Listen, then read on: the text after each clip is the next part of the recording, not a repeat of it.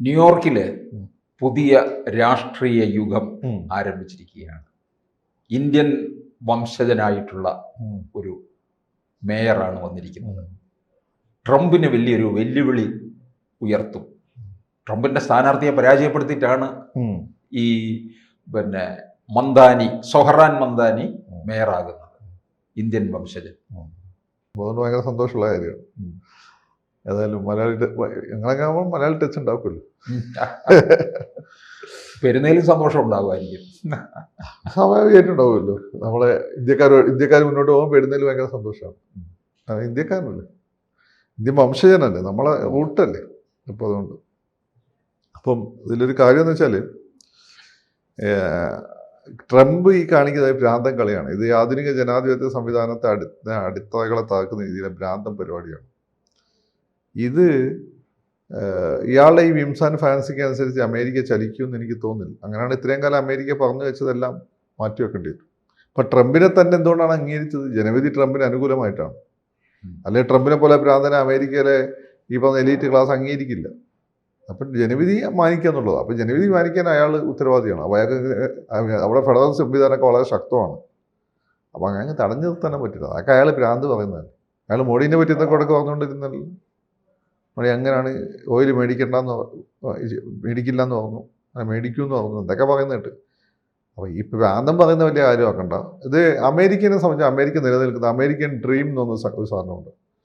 നിങ്ങൾ ആരായാലും എവിടുത്തെ തന്നെ അമേരിക്കയിൽ പോയി അമേരിക്കൻ സിറ്റിസൺ ആയാൽ നിങ്ങൾക്ക് ഈക്വൽ ഓപ്പർച്യൂണിറ്റീസാണ്. നിങ്ങൾക്ക് ഏത് ഹൈറ്റ്സ് വരെ പോകാം. ഇതാണ് അമേരിക്കൻ ഡ്രീം. അപ്പോൾ അമേരിക്കൻ അങ്ങനെ ആർണോൾഡ് ഷ്വാസ്നഗർ, അയാൾ ഓസ്ട്രേലിയക്കാരനാണ്, അയാൾ ലോകം കീഴടക്കി. അതോടെ അവിടെ ബോക്സർമാർ മുഹമ്മദ് അലി തൊട്ട് മൈക്ക് ടൈസൺ വരെയുള്ള ആളുകളെന്ന് വെച്ചാൽ ബ്ലാക്സാണ്. അവർ ആ ഏരിയ ലോകം കീഴടക്കി. അതുപോലെ ഒബാമയുടെ പിതാവ് ആഫ്രിക്കൻ വംശജനാണ്. അപ്പോൾ അങ്ങനെ ഈ അമേരിക്കൻ ഡ്രീമിൻ്റെ പുറത്താണ് എല്ലാവരും അമേരിക്കയിലേക്ക് പോകുന്നത്. ഈക്വൽ ഓപ്പർച്യൂണിറ്റി ഫോർ ഓൾ, മറ്റ് തരത്തിലുള്ള ബയസൊന്നുമില്ല. അപ്പോൾ ആ അമേരിക്കൻ ഡ്രീമിൻ്റെ ഒരു വിജയമാണത്. അതിൽ ഈ സൊഹബുദ്ദീൻ മുസ്ലിമാന്ന് വിചാരിച്ച് വിഷമിക്കൊന്നും വേണ്ട. എല്ലാ മുസ്ലിങ്ങളും ഇന്ത്യ വിരുദ്ധരോ ജിഹാദികളോ ഒന്നും അല്ല. അത് പലർക്കും മുസ്ലിം എന്ന് കേൾക്കുമ്പോൾ ഭയങ്കര പ്രശ്നമാണ്. എൻ്റെ പേര് കേൾക്കുമ്പോൾ ഭ്രാന്തെടുക്കുന്ന ആളുകൾ എനിക്കറിയാം. അങ്ങനെ വിഷമിക്കേണ്ട ആവശ്യമൊന്നുമില്ല. എല്ലാവരും അങ്ങനെയൊന്നുമല്ല. അങ്ങനെയാണെങ്കിൽ ഈ പറയുന്ന ആളുകളുടെ കൂട്ടത്തിലും ഒരു കുറേ ആളുകൾ ഇന്ത്യ വിരുദ്ധരാണ്. കാരണം പൈസ കിട്ടിയാൽ ഇന്ത്യനെ ഒറ്റ കൊടുക്കും. അപ്പോൾ അതുകൊണ്ട് അതിലൊന്നുമില്ല. ഇത് ശരിക്കും അമേരിക്കൻ ഡ്രീം എന്നുള്ള സങ്കല്പത്തെ കൂടി ശക്തിപ്പെടുത്തുകയും ഇത് ട്രംപിനെതിരെയുള്ള വിജയം കൂടിയാണ്. പക്ഷെ ട്രംപ് അങ്ങനെ മുസ്ലിം വിരോധിയൊന്നുമല്ല. അദ്ദേഹം ഈ ആദ്യം പോയത് സൗദിയിലേക്കല്ലേ. ഇപ്പൊ തവണ അധികാരം അങ്ങേർക്ക് അങ്ങനെ ആരോടും വിരോധമൊന്നുമില്ല. ഒന്ന് അങ്ങേരുടെ ഭ്രാന്ത്, രണ്ട് അങ്ങേരുടെ ബിസിനസ്, അത്രയേ ഉള്ളൂ എൻ്റെ കാര്യം. അപ്പം അങ്ങേരുടെ ആൾ ജയിക്കണമെന്നുള്ളത് അങ്ങേർക്ക് ആവശ്യമാണ്. അത് ജയിക്കാത്തതുകൊണ്ടാണ് അങ്ങേർക്ക് പ്രശ്നം. അത് അങ്ങേരെ മാത്രം കുറ്റം പറയണ്ട. ജവഹർലാൽ നെഹ്റുവിനെ KPCC AICC പ്രസിഡന്റ് ആക്കാനായിരുന്നു ഗാന്ധിജിക്ക് താല്പര്യം. സുഭാഷ് ചന്ദ്രബോസ് ജയിച്ചു. പക്ഷേ ഗാന്ധി സുഭാഷ് ചന്ദ്രബോസിനിട്ട് പാരയൊന്നും വെച്ചില്ല. പക്ഷേ ഗാന്ധിക്ക് അത് ഇഷ്ടമില്ല എന്ന് സുഭാഷ് ചന്ദ്രബോസിന് മനസ്സിലായി. അങ്ങനെ രാജിച്ചു പോയി. അതൊക്കെ ഉണ്ടാവും. ഗാന്ധിജിക്ക് ഉണ്ടെങ്കിൽ ട്രംപിന് ഉണ്ടായിക്കൂടെ. പക്ഷേ ട്രംപ് ഈ പറയുന്ന ഗീർവാൻ അടിക്കുന്നത് നടക്കില്ല, പ്രത്യേകിച്ച് അമേരിക്കയിൽ. ഈ ഹാസ് ടു, അത്രേ ഉള്ളൂ. ഈ ന്യൂയോർക്കിന് ഇത് നമുക്കറിയാം ഒരു സാമ്പത്തിക തലസ്ഥാനം തന്നെയാണ്. വേണ്ടത്ര തരത്തിലുള്ള സഹായം നൽകില്ല എന്നാണ് ട്രംപ് പറയുന്നത്. അപ്പോൾ പുതിയൊരു വെല്ലുവിളി ഏറ്റെടുക്കേണ്ടി വരികയല്ലേ. അല്ല, അതെന്ത് വെല്ലുവിളി? അതിനെ ഫെഡറൽ കോർട്ടുണ്ട്, അവർ തീരുമാനിച്ചത്. അങ്ങനെ സാമ്പത്തിക സഹായം കൊടുക്കേണ്ടതാണ്, കൊടുത്തേ പറ്റുള്ളൂ. അതിൻ്റെ എങ്ങനെയാണ് അവിടുത്തെ സാമ്പത്തിക സഹായത്തിൻ്റെ രീതികളെന്ന് എനിക്കറിയില്ല. ആ രീതികളെന്ന് എനിക്കറിയില്ല. അപ്പം അതുകൊണ്ട് അത് കൊടുത്തേ പറ്റുള്ളൂ. ഇപ്പം അങ്ങനെ തടയാൻ പറ്റുന്ന, ലീഗലി തടയാൻ പറ്റുന്നതാണ് അയാൾക്ക് തടയാം. അല്ലാതെ അയാൾക്ക് ഇല്ലീഗലായി തടയാനും പറ്റില്ല. അമേരിക്കൻ സിസ്റ്റത്തെ പറ്റി നിങ്ങളെന്താ വിചാരിച്ചിരിക്കുന്നത്? അത് വളരെ പവർഫുള്ളാണത്. അങ്ങനെ തടയാൻ പറ്റില്ല. അതുപോലെ തന്നെ ഈ പാക് ഭീകരതയൊക്കെ തന്നെ ഈ മന്ദാനി ചോദ്യം ചെയ്യുകയുണ്ടായി.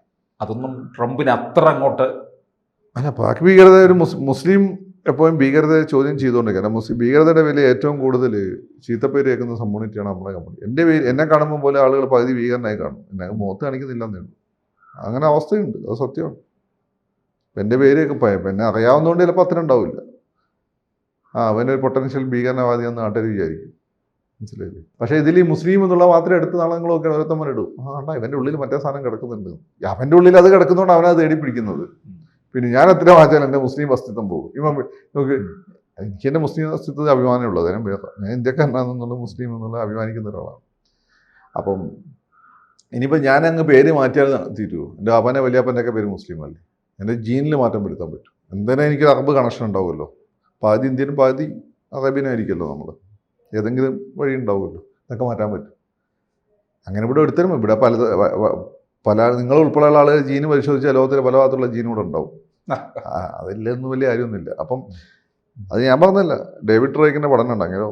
പിന്നെ ഇതിൽ അല്ല, അതൊരു മുസ്ലിമിന് അങ്ങനെ ഒരു നിലപാട് എടുക്കണം. ഓപ്പൺ മുസ്ലിം എടുക്കുമ്പോഴാണ് അതിന് കൂടുതൽ ഇമ്പോർട്ടൻസ് ഉള്ളത്. കാരണം ഏറ്റവും കൂടുതൽ തീവ്രവാദത്തിൻ്റെ പേരിൽ ചീത്തപ്പേര് കേട്ട നമ്മളാണ്. തീവ്രവാദം ആധുനിക കാലത്ത് ഏറ്റവും പ്രധാനപ്പെട്ട തീവ്രവാദ പ്രസ്ഥാനം ഉണ്ടാക്കിയ മുസ്ലിംസ് ഒന്നല്ല, ഒന്ന് ഇസ്രായേലിന് രൂപം നൽകിയ സയനിസ്റ്റുകളാണ്. അവരെ ഹങ്കാര എന്നുള്ള തീവ്രവാദ ഗ്രൂപ്പുകൾ അറബികൾക്കെതിരെ കാണിച്ചിട്ടുള്ള ക്രൂരതകളുണ്ട്, ഇവർ തിരിച്ചും കാണിച്ചിട്ടുണ്ട്. അതേപോലെ തന്നെ അയർലാൻഡിലെ ക്രിസ്ത്യൻ തീവ്രവാദം, കത്തോലിക്സ് തീവ്രവാദം, ഇതൊക്കെ കഴിഞ്ഞിട്ടേ അവിടെ മുസ്ലിം തീവ്രവാദം വന്നിട്ടുള്ളൂ. തീവ്രവാദം എന്ന് പറയുമ്പോൾ നേരെ ഇപ്പം മുസ്ലിംസിലേക്കാണ് ഇക്വേറ്റ് ചെയ്യുന്നത്. അത് ചരിത്രപരമായ തെറ്റാണ്. എന്നിട്ട് ഇതൊക്കെ മായ്ച്ചു കളഞ്ഞു. ഇപ്പം നിങ്ങൾ അയർലാൻഡിലെ തീവ്രവാദത്തെ പറ്റിയിട്ടോ അല്ലെങ്കിൽ പിന്നെ മറ്റേ തീവ്രവാദം ഉണ്ടല്ലോ, ഏത് ഞാനിപ്പോൾ ജൂയിഷ് തീവ്രവാദം, ജൂയിഷ് അല്ല സിയോണിസ്റ്റ് തീവ്രവാദം, ഹങ്കാന, ഇതിനെപ്പറ്റി ഒന്നും റെഫറൻസ് നെറ്റ് കാണില്ല. നമ്മൾ പണ്ട് പഠിച്ച പുസ്തകങ്ങൾ എടുത്ത് തെളിവാറ്റി വെക്കേണ്ടി വരും ഇപ്പോൾ. അതാണ് ഇപ്പോഴത്തെ അവസ്ഥ. ഇതിലെല്ലാം മുസ്ലിങ്ങൾ തലയിൽ കൊണ്ട് വെച്ചിരുന്നു. മുസ്ലിങ്ങൾ തീവ്രവാദികളൊക്കെ ഉണ്ട്, പക്ഷേ എല്ലാ മുസ്ലിങ്ങളും തീവ്രവാദികളല്ല. മുസ്ലിങ്ങൾ മാത്രമല്ല മറ്റുള്ള ആളുകളും തീവ്രവാദികളുണ്ട്. അതെന്താ പറയാത്തത്? ഇതൊക്കെ പറഞ്ഞ് നാളെ എന്നെ മൗദൂദി തന്നിട്ട് പോയി പണി വെക്കും. അപ്പോൾ എന്തായാലും ഈ മന്ദാനിയുടെ ഈ വിജയം ഒരുപക്ഷെ അമേരിക്കയിൽ പുതിയ ചലനങ്ങൾ ഉണ്ടാക്കുമെന്നാണ് പറയുന്നത്. അല്ല, പുതിയ ചലനം അമേരിക്കയ്ക്ക് ആളുകൾ ട്രംപിനെ കൊണ്ട് മടുത്ത്. ട്രംപ് ഡയലോഗ് അല്ലാതെ കാര്യമൊന്നും ചെയ്യുന്നില്ല എന്നൊരു ഫീൽ അവിടെ ഉണ്ട്. കാര്യമൊന്നും ചെയ്യും. ഇപ്പോൾ ഇന്ത്യക്കെതിരെ ഉപരോധം കൊണ്ട് ലോകത്തെല്ലാം തന്നെ ടർബുലൻസ് ഉണ്ടാക്കി ഇക്കോണമിയെ തകർത്തുകൊണ്ടിരിക്കുകയാണ്. ഇത് ഇങ്ങനെയുള്ള ഫീൽ അമേരിക്കയിൽ തന്നെ വന്നു തുടങ്ങിയിട്ട് അതിനൊരു ആക്കം കൂട്ടുന്ന രീതിയിലായിരിക്കും ഇത്.